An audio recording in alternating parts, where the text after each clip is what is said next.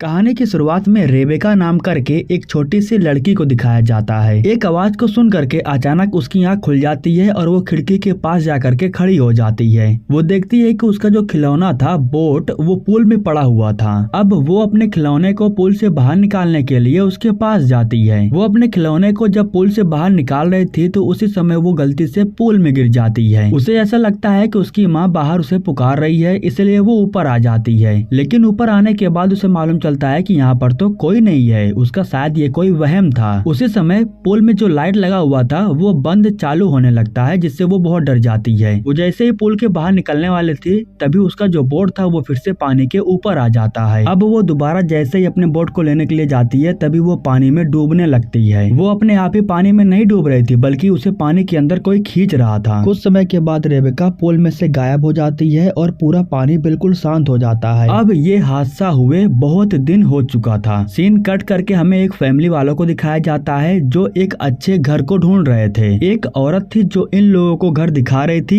वो घर को बेचना चाहती थी। जिस घर में ये लोग इस समय खड़े थे उसकी प्राइस बहुत ज्यादा थी, इसलिए ये फैमिली इस घर को लेने से मना कर देती है और ये लोग दूसरे घर पर जाते हैं उसे देखने के लिए। ये दूसरा घर था और इसकी जो कीमत थी वो कम थी। अब इसकी कीमत क्यों कम है ये आपको मालूम चल गया होगा, क्योंकि ये वही घर है जिसके पुल में डूब करके रेबेका की मौत हुई थी।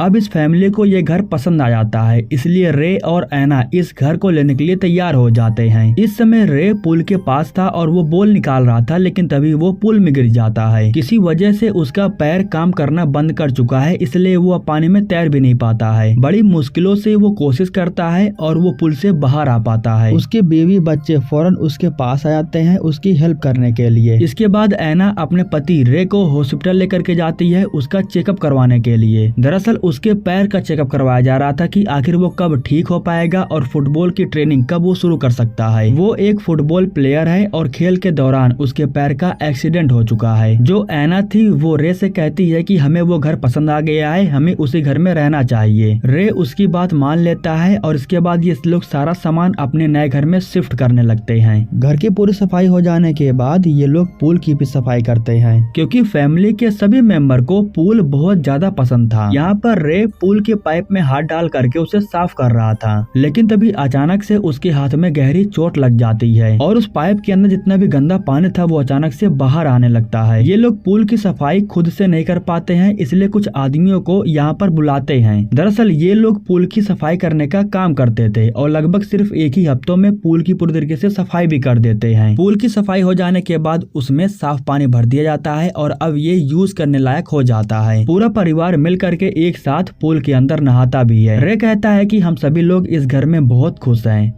और हमें इस घर को खाली नहीं करना चाहिए। रात के समय में ऐना बैठ करके काम कर रही थी और लगभग काफी ज्यादा रात हो गई थी। कुछ समय के बाद जब उसका मूड बनता है तो वो नाइट में स्विम करने के लिए चली जाती है। जब वो पूल में नहा रही थी तभी उसकी बिल्ली भी आती है। उसकी बिल्ली ने शायद कुछ देखा इसलिए वो वापस भाग जाती है। अब इसके बाद ऐना फिर से पानी में स्विम करने लगती है और तभी उसे रे की परछाई दिखाई देती है, जिसे देख करके वो बहुत डर जाती है। पानी के ऊपर आ करके जैसे ही वो रे को ढूंढने लगती है तो उसे यहाँ पर कोई भी नहीं दिखाई देता है। जब वो कमरे में जाती है तब उसे मालूम चलता है कि रे तो कमरे में सो रहा है। हालांकि वो उससे पूछती भी है कि क्या तुम स्विमिंग पूल के पास गए थे, तो रे कहता है कि मैं तो काफी समय से सो रहा हूँ। सीन कट करके हम उसी बिल्ली को देखते हैं जो पूल के पास थी। कुछ समय के बाद उस बिल्ली को रेबेका का बोर्ड दिखाई देता है। वो बिल्ली किसी चीज को देख करके बार बार चिल्ला रही थी। अगले दिन सुबह में हमें मालूम चलता है कि रे का पूरा परिवार मिल करके उस बिल्ली को ढूंढ रहा है, यानी कि रात के बाद से वो बिल्ली इन लोगों के पास नहीं आई है, वो कहीं पर गायब हो चुकी है। रे जब अपने कमरे में था तब वो अपने हाथ पर के पट्टी को निकाल देता है और यहाँ पर उसे मालूम चलता है कि उसका जो हाथ कटा हुआ था वो तो बिल्कुल ठीक हो चुका है। अब ये कैसे हुआ ये बात की खबर उसे भी नहीं है। जब वो चेकअप करवाने के लिए दोबारा अपने डॉक्टर के पास जाता है तो मशीन के द्वारा उसके पैर के साथ साथ उसके पूरे शरीर का चेकअप होता है। जो डॉक्टर थी वो रे के रिपोर्ट को देख करके काफी ज्यादा हैरान हो गई थी। उनका ये कहना था कि आखिर कोई इंसान इतना जल्दी अपने आप को रिकवर कैसे कर सकता है। खैर अब जो भी हो, रे बिल्कुल ठीक हो चुका था और वो अपनी प्रैक्टिस जारी रखता है क्योंकि उसे दोबारा फिर से फुटबॉल की टीम में खेलने के लिए जाना था। एक दिन उसका बेटा मार्कस उसके पास आता है। वो अपने पिता को पूल में ले जा करके उनके साथ खेलना चाहता था, लेकिन रे नहीं जाता है, बल्कि वो अपने बेटे को एक कॉइन दे करके उसे पुल के पास भेज देता है। अब इसके बाद मार्कस कॉइन को पानी में फेंक करके वो उसे खुद ही ढूंढने के लिए जाता था, लेकिन एक बार जब वो अपने कॉइन को उठाने के लिए जाता है तभी कोई दूसरा कॉइन फेंक देता है। जब मार्कस उस कॉइन को उठाने के लिए जा रहा था तभी उसे एक बच्चे की आवाज सुनाई देती है। उसी समय मार्कस को पुल के बाहर एक बच्चे की परछाई दिखाई देती है। जैसे ही वो पानी के ऊपर आता है तो उसे वहाँ पर कोई बच्चे नहीं दिखाई देती है। उसे ऐसा लगता है कि शायद वो बच्ची उसे देख करके छुप गई है, इसलिए वो सारे कॉइन को उठा करके बाहर रख देता है और इसके बाद मार्कस दोबारा अपने खिलौने के साथ खेलने के लिए चला जाता है। लेकिन तभी उसे फिर से पुल के अंदर से ही उस बच्ची की आवाज सुनाई देने लगती है। वो बच्ची कहती है कि अगर तुम्हें अपना खिलौना चाहिए तो मेरे पास आओ। इसके बाद मार्कस उस जगह पर जा करके अपने खिलौने को लेने लगता है। ठीक उसी समय एक खतरनाक हाथ मार्कस को पकड़ लेता है, जिसकी वजह से वो बहुत डर जाता है। वो जोर जोर से चिल्लाने लगता है, जिसकी आवाज सुन करके ऐना यहाँ पर आ जाती है। मार्कस का कहना था कि पुल के अंदर कोई है, लेकिन ऐना कहती है कि यहाँ पर तो कोई नहीं है। अब ये जो मार्कस के साथ में हुआ था, ऐना ये बात रे को बताती है तो रे कहता है कि अभी तक उसका कोई दोस्त नहीं बना हुआ है, इसलिए वो ऐसी हरकतें कर रहा है। तुमने खुद देखा था कि वो बचपन में छिपकलियों से बात करता था। खैर अब यहाँ पर सीन कट होता है और हमें प्लेइंग ग्राउंड को दिखाया जाता है, जहाँ पर ढेर सारे बच्चे मैच खेल रहे थे। कुछ समय के बाद रे सामने आता है और सभी बच्चों को बताता है कि इस गेम को किस तरीके से खेला जाता है। हालांकि एक दो बार जब वो बॉल को मारने की कोशिश कर रहा था तो वो बॉल को नहीं मार पाता है। उसके बस की बात नहीं थी कि वो बॉल को हिट भी कर पाए, लेकिन पता नहीं क्या हुआ, वो बॉल को इस तरीके से मारता है कि उसकी हालत ही खराब हो जाती है। लेकिन ऐसा नहीं होना चाहिए था क्योंकि उसने कभी इस मैच को खेला ही नहीं था। खैर अब जो बच्चे थे वो बहुत ज्यादा खुश हो जाते हैं और जो बॉल थी वो लगभग बहुत दूर जा करके गिरती है। रात के समय में हम देखते हैं कि ऐना और रे साथ में डिनर करने के लिए बाहर जा रहे थे, जिसके बाद मार्कस और उसकी बहन केटी घर पर अकेले थे। कुछ समय के बाद जब केटी का मूड बनता है तो वो पूल में नहाने के लिए चली जाती है, लेकिन पूल के अंदर जो आत्माएं थीं वो बाहर निकल करके केटी को परेशान कर रही थी। इनको देख करके केटी बहुत ज्यादा डर जाती है और वो फौरन पूल के बाहर निकल जाती है। इन सब से वो बहुत ज्यादा डर गई थी और उसे मालूम चल गया था कि पूल के अंदर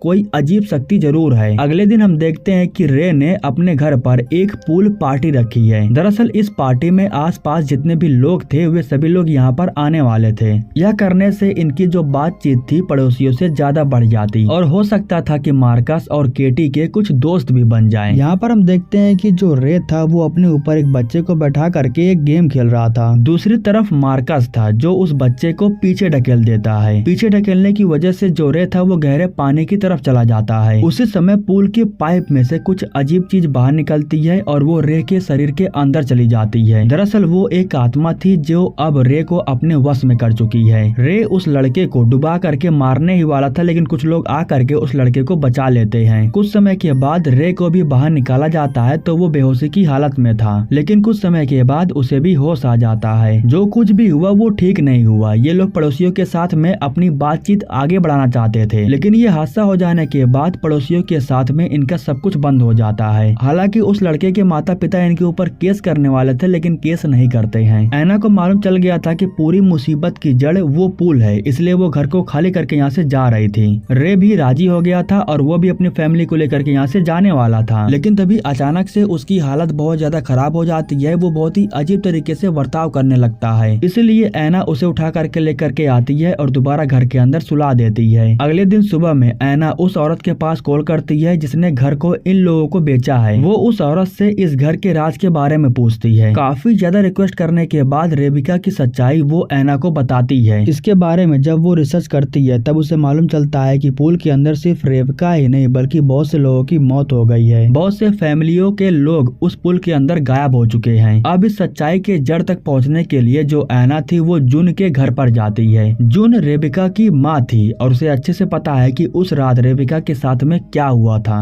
ऐना बताती है कि जब से वो इस घर पर आई है तब से उसके फैमिली के साथ बहुत बुरा हो रहा है और मुझे ऐसा लगता है कि उस पुल की वजह से ही ये सब कुछ हो रहा है। पुल का नाम सुनने के बाद जून की हालत खराब होने लगती है। वो ऐना को बताती है कि रेबिका मेरी ही बेटी थी। वो कहते हैं ना कि कुछ ऐसी चीजें होती हैं जो हमारे विश को को पूरी कर देती हैं। वो पुल भी कुछ ऐसा ही है। मैंने उस पुल से विश मांगा कि वो मेरे पति को बिल्कुल ठीक कर दे। मेरे पति की हालत बहुत ज्यादा खराब थी। हर जगह से दवा करवा लेने के बाद भी वो ठीक नहीं हो रहे थे। वो पुल हमारी विश को पूरी कर देती है, लेकिन इसके बदले में हमें कुर्बानी देनी पड़ती है। उस रात रेबेका जब डूब रही थी तो मुझे इसके बारे में पता था। उसके डैड को मैंने ही कमरे में बंद कर दिया था ताकि वो जा करके रेबेका को बचा ना सके। रेबेका की मौत हो जाने के बाद मेरे पति बिल्कुल ठीक हो गए। वो मेरी सौतेली बेटी थी, इसलिए मैं उसे मार पाई, वरना मैं उसे मार नहीं पाती। तुम्हारे पति को श्राप लग चुका है जिस तरीके से मुझे श्राप लगा हुआ है। अगर तुम चाहती हो कि तुम्हारा पति ठीक हो जाए तो तुम्हें भी कुर्बानी देनी होगी। यहाँ हमें मालूम चलता है कि जुन आज भी श्रापित है। उसकी ऐसी हालत देख करके ऐना बहुत डर जाती है और यहाँ से चली जाती है। सीन कट करके हमें रात के समय में मार्कस को दिखाया जाता है। घर के बाहर उसे बिल्ली की आवाज सुनाई देती है, इसलिए वो अपनी बिल्ली को ढूंढते हुए घर के बाहर आ जाता है। लेकिन बाहर आने के बाद उसे उसकी बिल्ली नहीं दिखाई देती है। ठीक उसी समय यहाँ पर शैतान आ जाता है और वो मार्कस को पानी के अंदर खींच ले जाता है। इसके बारे में जब उसकी माँ को मालूम चलता है तो वो मार्कस को बचाने के लिए पूल के अंदर जंप कर देती है। वो देखती है कि पूल के अंदर एक रास्ता बना हुआ है जो काफी अंदर तक जा रहा था। वो जैसे ही उसके अंदर काफी दूर जाती है तो उसे मार्कस दिखाई देता है जो नीचे की तरफ जा रहा था। वो मार्कस को लेकर के जैसे ही ऊपर जाने वाली थी तभी कुछ आत्माएं आ करके उसे परेशान करने लगती है।